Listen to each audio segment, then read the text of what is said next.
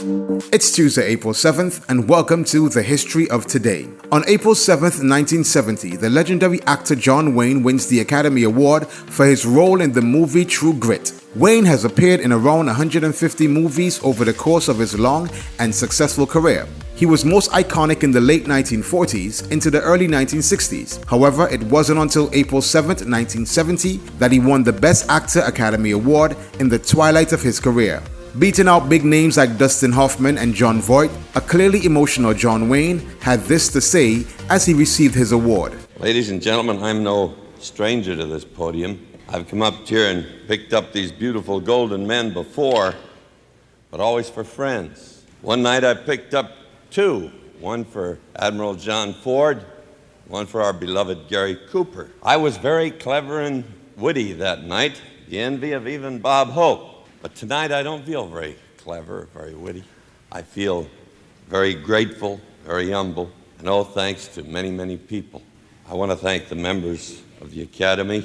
To all you people who are watching on television, thank you for taking such a warm interest in our glorious industry.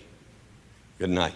Also on the 7th of April, this time the year is 1945, the Japanese battleship Yamato, the greatest battleship in the world at the time, is sunk in Japan's first major counteroffensive in the struggle for Okinawa. Weighing over 72,000 tons, the battleship was Japan's only hope of destroying the Allied fleet off the coast of Okinawa, but insufficient air cover and fuel cursed the endeavor as a suicide mission. Struck by 19 American aerial torpedoes, it was sunk, drowning 2,498 of its crew. Almost 20 years later, in 1963, a new Yugoslav constitution proclaims Tito the president for life.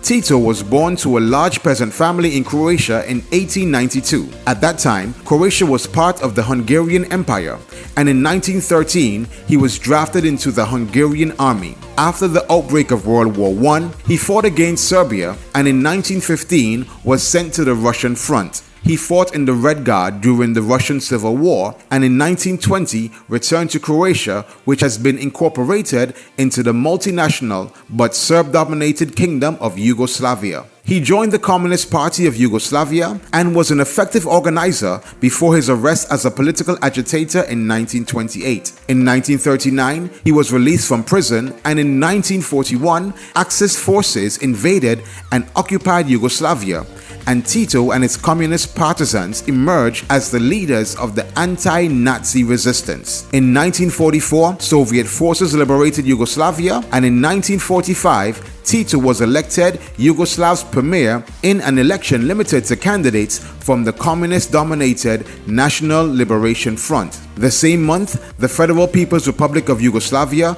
comprising of Balkan, Republic of Serbia, Croatia, Bosnia-Herzegovina, Montenegro, Slovenia, and Macedonia, was proclaimed under a new constitution. In 1953, Tito was elected Yugoslav president and was repeatedly re-elected until 1963, when his term was made unlimited. And that was the history of today.